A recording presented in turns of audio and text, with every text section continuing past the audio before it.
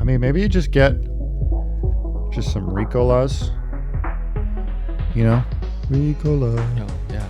Just pop a couple of those bad boys. Because I feel like I got a personal threshold of the number of times you clear your throat with before me snapping. Just be like, damn it, Steve. You might have to snap. I have to let the beast out. This doesn't clear. Woozah. Woozah. Have you always, has this been like a... Maybe. I don't know. Maybe since COVID the first time 2 years ago or 2 years? whatever. A year Seriously? ago. Maybe. You think so? Yeah, maybe. Wow. And what is it? Is it like a tickle? Like, I got to get this. I think I know the feeling where it's like, there's something there. Might be seasonal allergies, post-nasal. Post-nasal. I've been getting a cough at night. Yeah. Wakes me up at like 3 a.m. Super annoying. But I was trying to figure out what it is. Was it acid reflux? I went to the specialist and they were like, well, we got to do an endoscopy, blah, blah, blah. I was like, I think it's just post-nasal drip. Human beings. Yeah. Okay. We're Round recording. Another day, another new session with Dr. Steve Harris, founder of Discernment Counseling. Nope. Discernment Counseling, LLC. Do you still talk to William Doherty? Several times a week. Is he a doctor? Is he a what? Is he a Daisy doctor? No, is he a doctor? Yeah. Dr. Doherty? Yep. Is he still doing discernment counseling? Yeah. Yeah. That's cool. Is discernment counseling pretty widespread across the United States? No. Focused here in Minnesota? There are people who know about it because we've been out preaching about it. I mean, presenting on it and stuff like that. So people know about it, but it's, it's only a couple of years old. I was just going to ask, when was like the birth of discernment counseling? Well, we had a textbook come out in 2017, so I think 5 years or so, 5, 6 years. Fascinating. That is pretty new, I imagine. That's cool. So yeah, last session sort of spill over from the previous session, and I think that's something that I'm just going to continue to work through. Relationships, past relationships, being a kid. Yeah. Stuff with my dad. But there is another thing that I want to discuss with you. Something new. Is it about my sweater? No, that's not a sweater. That's almost like a... It's definitely a sweater. It's almost a turtleneck. It's a mock. Is that a thing? A mock turtleneck? I've heard that before. Yeah. Okay. Yeah, no, I got... You said I had the same two Navy sweaters. I wondered when you first walked in if I maybe and I left an impression. I know I didn't, but I went and I looked. So go look at the records. Did you look? Yeah, I'm like, there's more than a couple different shirts there. So I was just teasing. Half teasing, half thought I was correct. Yeah. But Stan corrected. The record shows. So that's another thing that's interesting about this format is I can go back and listen to past sessions, which is a really sort of unique experience because in regular therapy, you don't have that. No, you don't have that ability. Yeah, or luxury or torture. Because there were stuff that I listened to in the March 10th episode. I mentioned this. I re-listened to that over lunch, and I was just reminded of like, oh yeah, this is true, and it made me feel, like I was doing therapy again. Yeah. So it was fascinating. Yeah, hopefully I'm not contradicting myself from one session to the next.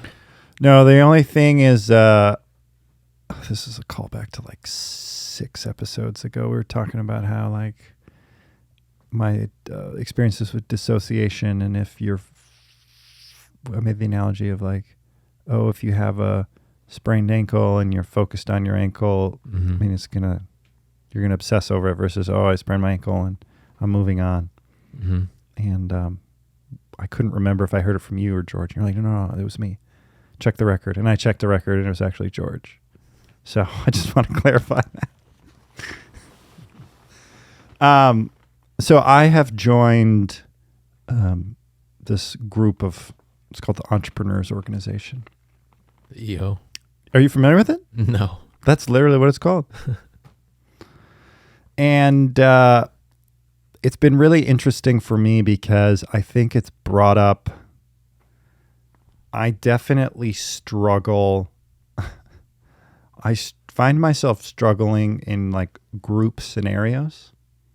It's very hard for me to be in a group of people and to like dedicate time towards an objective because I find myself being like, I am much better off on my own. And I don't like that I feel that way because it's doesn't feel like a good thing. You know, it feels like a glass half full kind of it feels like pessimistic sort of, like curmudgeon-y Alex versus like, hey, we're in a group, like, you know, let's trust each other and share each other. Basically, the premise of this group is you have these, you get into groups of like 5 or 6 and you share stuff about what's going on in your business and your personal life too. And the idea is like group therapy for business owners. Oh, okay. And I find I had this meeting and I really struggled with it because I found Mastery Alex kicking in a little bit, being like, okay, I don't see how any of this is going to benefit me, as opposed to like, hey, give it a shot. So I had a really strong reaction to it. Actually, I was thinking about just like quitting. I'm out. Yeah. And the more I've thought about it, the more I've been like, there's a running theme with me in my life, and it is I don't do well in groups. You know, I really love being able to handle everything myself, being responsible for. I love everything being under my control versus like, oh, I have to rely on other people. I hate that. And I'm very quick to judge as to whether or not I think a person's going to be beneficial to me, which I don't like saying that out loud because that sounds just super judgmental. Douchey. Yeah. Yeah. Well, I wouldn't have said that, Dr. Steve, but I appreciate your interpretation. It's a technical term. Found in the discernment textbook circa 2017. And I don't know why I'm that way, right? Because there's a famous African proverb. If you want to go fast, go alone. If you want to go far, go together. And I remember when I first heard that, I was like, oh, would much rather go fast alone. I also feel like that's wrong. Wrong in the sense of, I don't know that I like that I think that way, feel that way. But to me, that's a both and as well. Like, hey, there are times you need to go fast and times you need to go far. So I guess to that I would say, I don't like, it's very hard for me to go far. I'm like focused on fast, alone, fast, don't need to rely on anyone. So your pursuit of going fast somewhere prevents you from going far. I think that's a concern I have. Yeah. Additionally, a concern I have is, what's causing me to judge these people so quickly and judge others, and what's causing me to look at other humans as efficiencies or deficiencies, as opposed to, hey, we're in this together and there's going to be ups and downs, but like over the long haul, we're going to make a ton of progress together. It's really hard for me to get there. I did my first meeting, and within like, I'd say 3 minutes, I was just like, I'm out. I'm done with it. There's no value. And I was taken aback by how quickly I made that judgment. I just kind of felt gross. And I sort of worry that I do that with a lot of people. So did you stay with it, or did you ride that out, or did you up and leave? I voiced my concerns. You people can't give me anything? I put it more delicately than that. And as is true with most secret societies, I got a little bit of pushback from the higher up. It was very interesting. They called me within like 20 minutes. Called you after the meeting? After I sent out an email saying, hey, here are some concerns. I'm wondering if maybe my group's not the best fit for me. Oh, okay. And one of the directors called me and was like, hey, this could be a you thing. I mean, what were you expect? They were defensive about it. What makes you think this is not right for you? Maybe you're not right for this. Mhm. And I think what was and I said this on the phone, I was like, I'm really sensitive to this whole kind of Scientology approach, which is we're a group, you're either with us or you're against us. And it just got a little uncomfortable. It ended in a good place. Because I think at one point I was like, hey man, listen, this is feeling pretty confrontational. I'm just trying to explain how I'm feeling and where I'm coming from. And he was like, okay, yeah, I hear you. I'm sorry.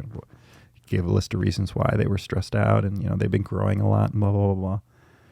But it's been weird. It's been weird. On the one hand, The group or that experience, the reason I joined that group was because I feel as though I would benefit from being a part of a community. Being more open with others, being more vulnerable with others. I join one and I immediately just judge everybody and want to leave. And I'm like, Alex, what's going on in your brain here, buddy? Like, is there something we need to unpack here?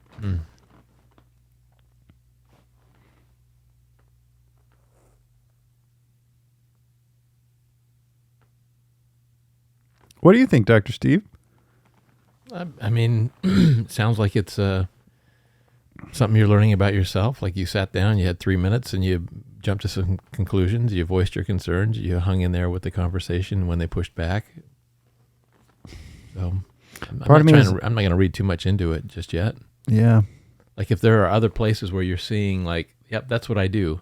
I jump in, I make these sweeping assessments of people before I get to know them. I mean, 1,000,000% I do that. Yeah. Yeah. Every time I meet someone. Yeah. So that may be about going fast instead of going far. And maybe you're oriented toward going fast. It'll probably serve you well to some degree, but it'll also probably it feels very cutthroat. Hamstring you.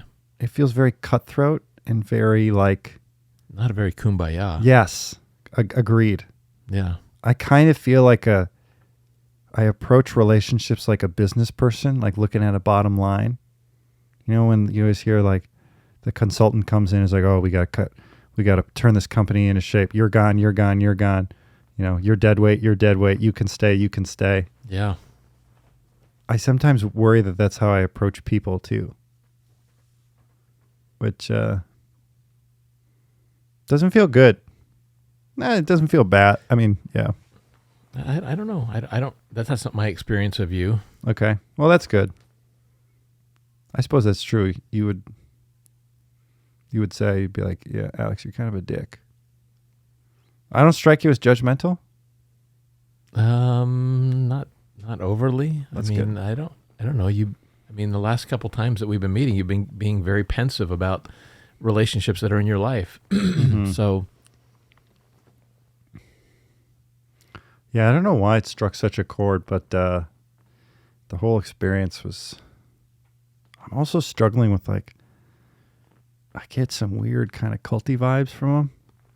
From this group, the EO. Yeah, like a part of me is, if they were to hear this podcast, I think there'd be a decent chance that they would kick me out. Because they kind of have that you're either in or you're out mentality, which I couldn't be more antithesis of. Couldn't be like, that's just a load of garbage.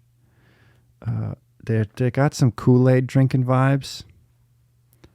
It's one of those things where you go to the group meetings and they'll have someone leading it, and he's like the speaker, like motivational speaker kind of vibes, and he'll say, they all use this insider terminology, and he'll say it once, and then everyone else will chant it back to him.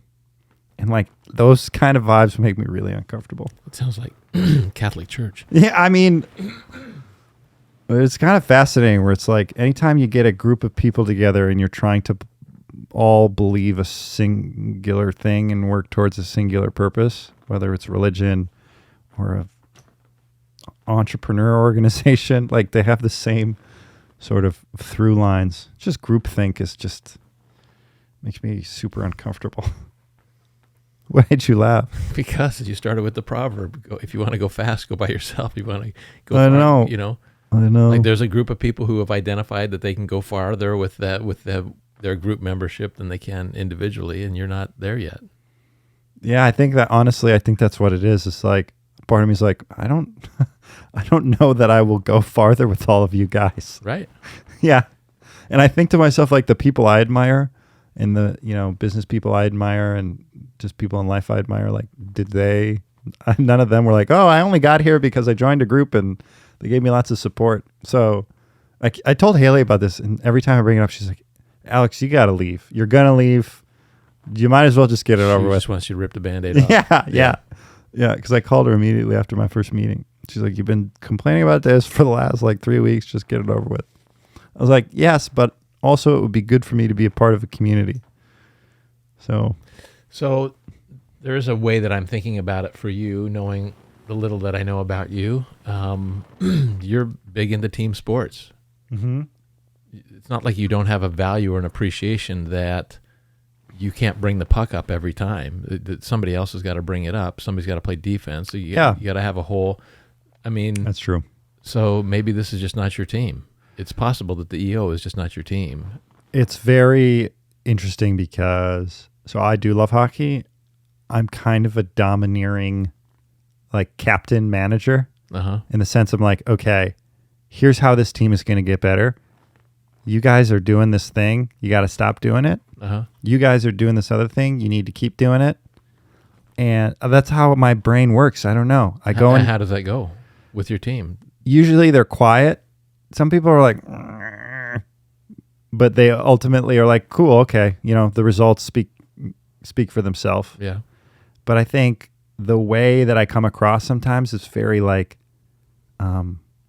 my way or the highway. It's douchey. Again, with your technical terms, we got to use layman terms for the audience Believe me, here. All of the laymen know what that is. Is that what you're saying? You can be a bit of a douche? I hope it's not a douche, because a douche speaks to a certain level of lack of self-awareness and arrogance, combined. Whereas I'm typically I genuinely care about the team and its success, and I want us to be successful. And I see a way that we can be successful. And I know of the tough decisions that need to be made in order for us to be successful. And I'm not afraid to say them. Right. But do you have the street cred to be able to do that? I think so. Do they have you logged enough time in the league? Have you hockey, have you paid your dues? Yeah. So that they go, he knows what he's talking about. So if he's telling me I need to fall back on defense, then that's what I'm going to do. Yeah. And I think about that a lot. Yeah. Because if I'm at a higher level, right, and I'm playing with people who are better than me, I don't want to say that, even though you have thoughts. Yeah. I'm probably somewhat right. In the sense of I understand the game very well. Yeah. What I'm saying isn't inaccurate. It's just that I myself probably can't execute it with my skill level. Mm-hmm. But yeah, I sort of approach situations, whether it's a team or a group, of hey, here's our path to success. Here's what I think we should do. Let's go. But I can be really I don't know. Sometimes I can come across as being well, whoa. So what do you mean I'm doing this? And I need to improve this. Why'd you say that? If I were to go to my EOA group, it'd be hey, guys, this would work better if X, Y, and Z. And everyone would be well, who do you think you are coming in here? We've already got the Kool-Aid recipe. Yeah. Yep. And I just sometimes I wish I could just chill out and let people maybe we don't have to get there. It's setting up directions. It's okay, we got to, if we go here, and take a left here and take this highway, we'll get there 20 minutes faster. Mm-hmm. And we don't need to get there 20 minutes faster. But in my brain, I'm no, mastery. Yes. Yeah. And that can impede my relationships with people because I can come across as a dick. Yeah. I worry. I don't know. No one's ever said that to me. And people sometimes, for hockey, people are hey, thank you for doing this. This is good. But other times, I don't know. I just don't know. Yeah, and you have to feel out the. I wish people would tell me. No one's ever been hey, dude. Put it on TikTok. They'll tell you. Right. So feeling out the situation, how high or how minimal are the stakes? I mean, Yeah. am I out here to get exercise? Am I out here to beat the competition into the ground? What do I want to get the most out of the team? I mean, am I really more suited to be a coach than a player? I mean, It is interesting how I think I sometimes take things a lot more seriously than other people. I guess when I'm passionate about something, I'm like, hey, full focus, full energy on this thing, and that can overwhelm people. yeah, especially when it's a pickup game. So Yeah. knowing what the stakes are. Yeah. But for the analogy of hockey, for example, like we have an organized team. We play once a week. We're playing for a cup. There's playoffs. Not that the cup is way less impressive. That is Okay. an impressive cup. The Hands of Time Cup is highly sought after. But for example, when I also organize weekly Wednesday AM skates, Yeah. those are super chill. I don't care about that. I'm not just like, hey, follow the rules. Don't hurt anyone. We're all good. And so, for example, for this EOA group, it's like, well, I invested money to join. Yeah. So it's like, if I'm going to invest the money and once a month I got to spend 5 hours with all you people. You people. What is that? Yeah. That's a telltale sign. Of judgment. If I'm going to take it seriously. I'm going to make sure it's of value to me.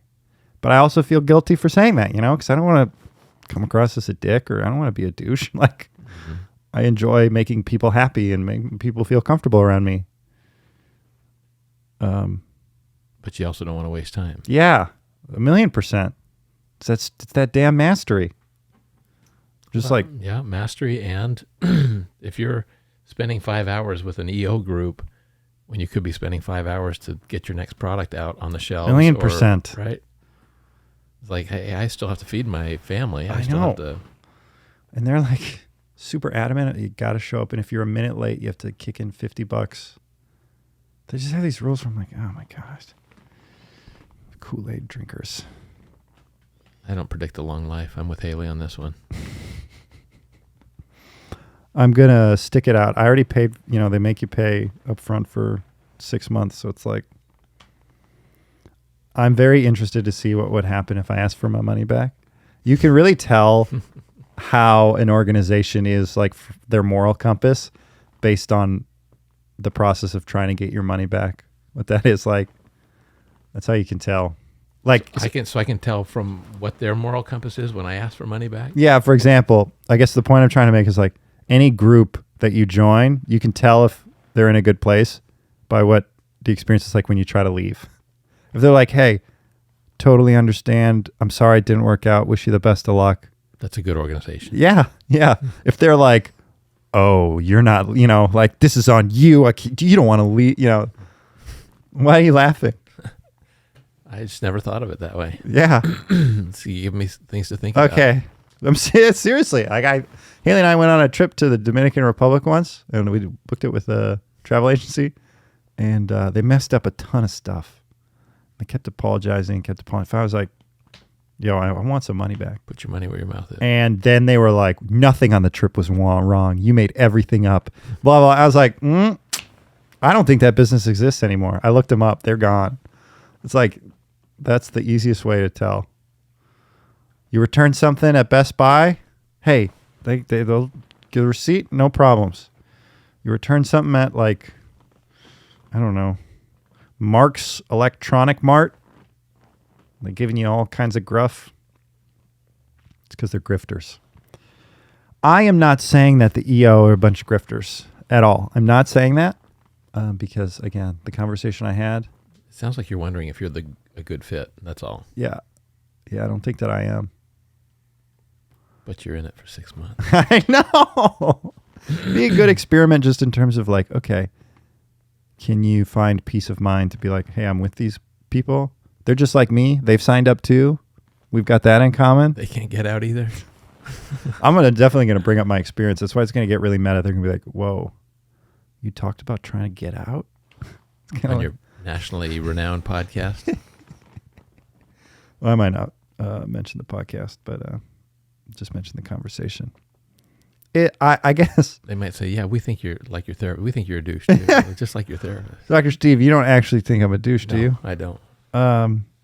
It's just been interesting. Like if I'm in work environments too, my old job when I was a copywriter, you'd get partnered with an art director. So one would write, the other would do images. And it was always tough for me because it was like, I need you to be as productive as I am, you know? And I'd always, within a day, I'd be able to tell if someone was dead weight or not. It just feels like, I know, like it feels weird to be like, hey, you're a cool person. Like you deserve to be loved and respected. Also, you suck at your job and it's driving me crazy. Like I can have both of those thoughts at the same time and I feel like guilty about it because I don't want to, it sounds like I'm a dick. Yeah, it could. It could. I mean, I don't know. Like, I think a lot of what we do in here is like, I feel like a lot of what I do is encourage you to think about the possibility of both and, right? So you can love your dad and you can still be, have hard feelings about the rageful experiences you've does had make with him. you a bad or good. Right. Yeah. So the guy working across from you, the person working across from you, they may be entitled to love and goodwill and all that. And they do their job differently than you. Mm-hmm. And you may just say, that's a difference I can't handle. You like, I don't know if they do it good or they do it poorly. Yeah. But they do it differently than you. And you may be this exceptional talent that does things really fast and has a certain way of doing it. And you may know, I mean, that may be why you're here today as a 30-year-old. 30? How old? If you have to think about it. No, I'm just like, I love the idea of people not knowing. Yeah, I'm saying 30. Yeah, sure. Okay. What's my point? Wink. That's why you work by yourself.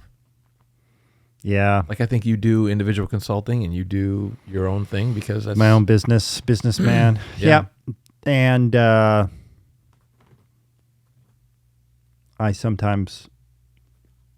just hope that I'm doing that in the respectful, like right way. I don't know. There's something about like, I don't want to be the lone curmudgeon-y dude. I feel like Western society is very big on like business is about teamwork and being able to work with people. And the majority of my professional life and personal life, it's been like, okay, I can get along with people, but like, I get more done by myself. yeah, I'm just going to march off on my own, which, I have gotten feedback that it makes me seem like unapproachable. And I think I'm sensitive to that. It's like, I don't mean it to be personal. I don't mean it to feel like a personal critique or anything like that. I just, what it reminds me of is the work we've been doing, like this idea of acceptance in terms of like just accepting people. Yeah. And accepting situations, accepting difference. Mm-hmm. Accepting frustration, a feeling of it. Yeah. Okay, it exists. Just accept, continue. Don't focus on it. So I guess this is a long-winded way of saying, I think my relationships with other people, I could stand to be like more focused on the acceptance part as opposed to the mastery part. Because I approach relationships with the mastery, even... Man, I wonder if Haley's like, yep, he's trying to. That's where I was going to go next. Yep. Because if it's. She sent that. Because if it's a. I'm in the rocket ship. She's in the turtle. Right. And it would make me sad if she were to say like, hey, I'm feeling fine where I'm at, but I feel this pressure from you to be something else. Yeah. To go somewhere and else. I'd be like, to go faster. That sucks. Alex, get that under control, man. Yeah, but this is the thing that's going to permeate all your relationships. It's going to permeate with your folks, with your brother, with Haley, Yeah. It's going to working relationships. So you figuring out what's the balance between doing my own thing and having a cuddle group, like maybe it's 80-20, right? Like I need 80% of my time to be my own thing. Yeah. I'm not opposed to group stuff. Yep. I want to be in a relationship. Yep. I've asked someone to marry me. I want that kind of, but I think, especially for Haley and you, like there's going to be a significant amount of your relationship is going to be defined by you doing your own thing. Yes. And is she going to be okay with that? Are you going to be okay with that? We've talked about this. Does it land on her as a commentary like, oh, you don't want to be with me? Well, no, it's just I have this proclivity toward individuality, and I want to be married still. I want to be partnered. I want to be with somebody. But this is what I know about me. Yeah. We've touched upon this subject, particularly with travel. Yeah. As I used to once a year go somewhere unique to play hockey for like 2 weeks. Yeah. And she was kind of like, why do you want to go do this alone? And I talk about, it's just really about exploring and, learning new stuff about myself. I spend 10 days pretty much unplugged from society. I don't have my phone, just thinking, exploring. I come back learning a lot more about myself. And I think in the past she'd taken it personally. He doesn't want to be with me. Yeah, which isn't the case at all. And right. To your point, it's like 80-20. This group meets once a month. Can I do once a month? Yeah, I mean, maybe I prefer it to be once every 3 months, but I think I can. Right. I can do one day a month, and I think that might be a good context for me to remember. It's not that I'm doing this. If I did this once a week, Mm-hmm.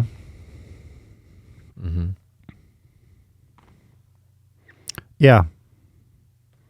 I think it's just mastery and acceptance rearing its head again. Just a little bit of a bulldozer. I get it from my mom. And Dad, maybe? Yeah. Yep. Two strongly opinionated, strong-willed people. Yeah. But okay, that's good. At least I know I'm not a terrible person. I didn't say that. And I think that's a good place to wrap up. Okay. I'm just happy that you have to write in, like, when you type in what the podcast is about, you have to figure out how to spell douchey. I know. I actually know how to spell it, and I correct people all the time. Because it's French. Is it? Oh, yeah. It's shower. Douche. Yeah, douche. Yeah. So I will correct people when they spell it wrong. Yeah. It's just another example of Alex doing his Alex thing. All right. Well, thanks for your time, Dr. Steve. I really appreciate it. And until we meet again, everyone else, stay happy. Take care.